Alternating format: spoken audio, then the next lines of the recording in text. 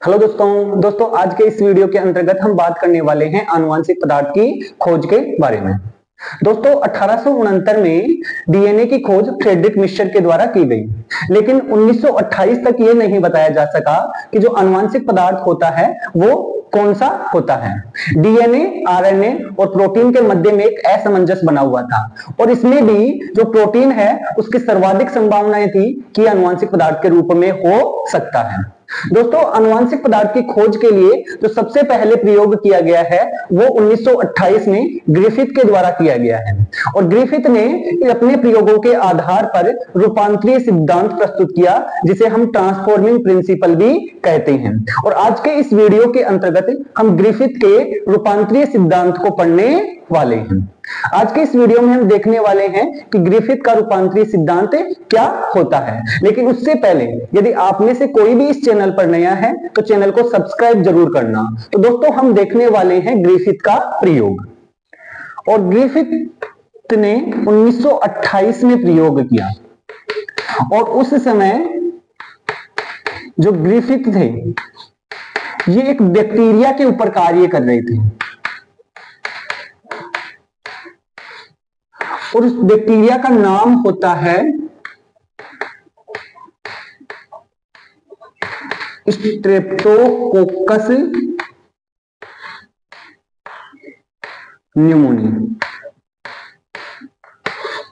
Streptococcus pneumoniae और Streptococcus pneumoniae होता है ये वही बैक्टीरिया है जिसके द्वारा न्यूमोनिया रोग होता है। और न्यूमोनिया रोग होता है ये श्वसन तंत्र को, फेफड़ों को सर्वाधिक प्रभावित करता है। तो स्ट्रेप्टोकोकस न्यूमोनी के द्वारा न्यूमोनिया रोग होता है। तो ग्रिफिथ उस समय स्ट्रेप्टोकोकस न्यूमोनी के ऊपर कार्य कर रहे थे।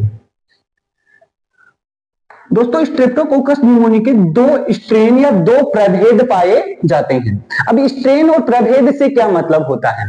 दोस्तों बैक्टीरिया हैं या सूक्ष्म जीव हैं, ये बहुत कम समय के अंतर्गत इनमें म्यूटेशन होता है और म्यूटेशन के द्वारा ये अपना रूप बदलते रहते हैं। तो जो ये बैक्टीरिया है इसके दो अलग अलग रूप पाए जाते हैं और उन्हें हम कहते हैं प्रभेद या स्ट्रेन। तो जो दो अलग अलग रूप पाए जाते हैं उनमें से एक को हम कहते हैं एस प्रभेद या एस स्ट्रेन और दूसरे को हम कहते हैं आर प्रभेद या आर स्ट्रेन। तो ये दो अलग अलग रूप पाए जाते हैं। इसको एस प्रभेद क्यों कहा जाता है?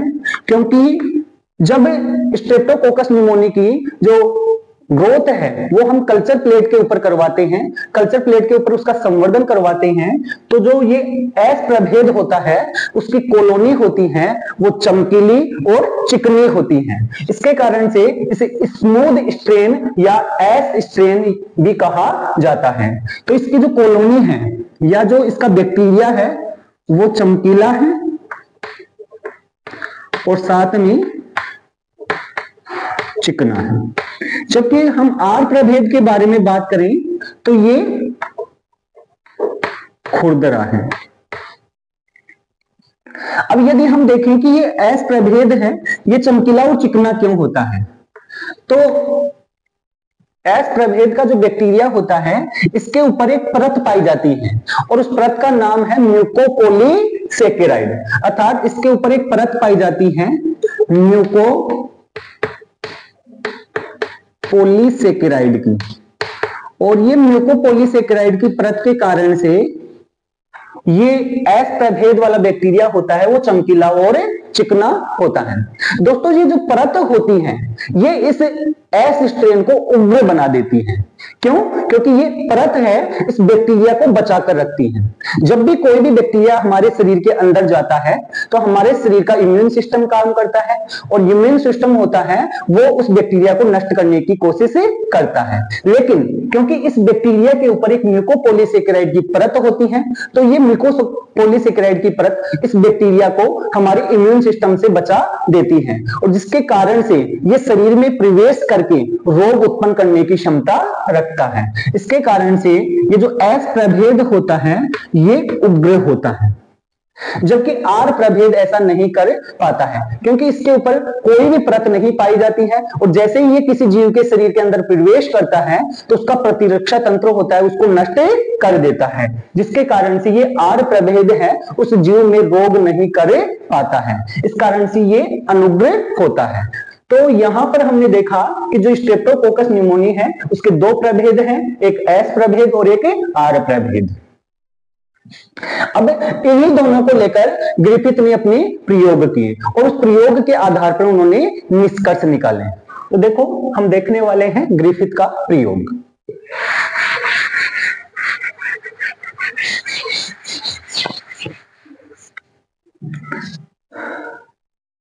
ग्रिफिथ ने सबसे पहले जो एस प्रभेद था उसको लिया,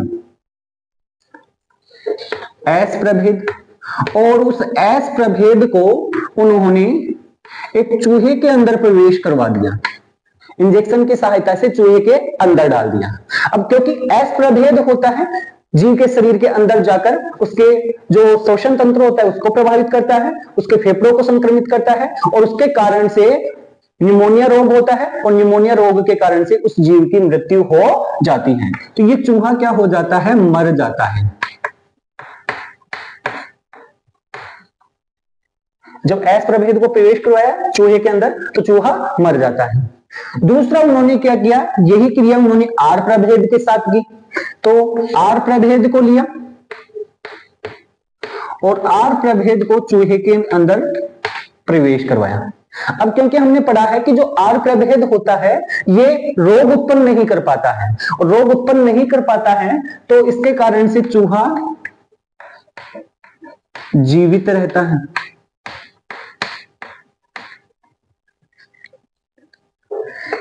एक तीसरा प्रयोग में उन्होंने किया, उन्होंने जो एस प्रभेद वाला बैक्टीरिया है उसको ताप दिया, और ताप के कारण से उस एस प्रभेद वाले बैक्टीरिया की मृत्यु हो गई, अर्थात वो बैक्टीरिया ताप मृत हो गया, ताप के कारण मर गया। और क्योंकि ताप के कारण मर गया इसके कारण उसके संक्रमण की क्षमता भी नष्ट हो गई। तो इन्होंने क्या लिया, ताप मृत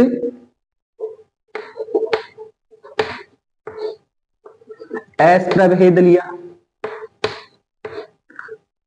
और उस ताप मृत एस प्रभेद को चूहे के अंदर प्रवेश करवाया। अब क्योंकि ताप के कारण से इस एस प्रभेद की संक्रमण क्षमता नष्ट हो चुकी थी, इसके कारण से जो चूहा था वो जीवित रहा।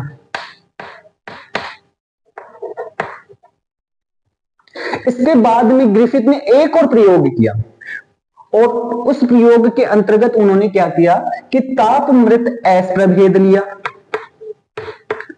ताप मृत एस प्रभेद लिया, और उसके साथ में उन्होंने एक जीवित आर प्रभेद लिया। ये जीवित आर प्रभेद था, इसको लिया, दोनों को मिक्स कर लिया, मिश्रण बना लिया, और उसके मिश्रण को चूहे के अंदर डाला। अब दोस्तों ऊपर के प्रयोगों में हमने देखा है कि आर प्रभेद खुद निमोनिया नहीं कर सकता है, ताप मृत एस प्रभेद भी निमोनिया नहीं कर सकता है। तो यहां पर जब दोनों को मिक्स किया गया तो ऊपर के प्रयोगों के आधार पर तो यह कहा जा सकता है कि अब चूहे की मृत्यु नहीं होगी, लेकिन आश्चर्यजनक रूप से जो चूहा था वो मर गया, चूहा था वो मर जाता है। ये आश्चर्यजनक रूप से हुआ, क्योंकि ना तो ताप मृत एस प्रभेद मार सकता है और ना ही अकेला आर प्रभेद है वो चूहे की मृत्यु का कारण हो सकता है। तो बाद में जब इस मरे हुए चूहे का परीक्षण किया गया तो उन्होंने देखा कि इस मरे हुए चूहे के अंदर जीवित एस प्रभेद पाए गए। जब इस मरे हुए चूहे का परीक्षण किया गया तो उसमें जीवित एस प्रभेद वाले बैक्टीरिया मिले। अब जब बाद में यह देखा गया कि यह एस प्रभेद कहां से उत्पन्न हुआ, तो इस आधार पर, इन सभी प्रयोगों के आधार पर ग्रिफिथ ने एक निष्कर्ष निकाला, और वो निष्कर्ष ये था कि कोई ना कोई पदार्थ है जो इस ताप मृत एस प्रभेद से निकला है और वो आर प्रभेद के अंदर प्रवेश कर गया है, और जिसके कारण से ये जो आर प्रभेद है ये एस प्रभेद के अंतर्गत परिवर्तित हो जाता है, रूपांतरित हो जाता है। ये निष्कर्ष निकाला है किसने? ग्रिफिथ ने।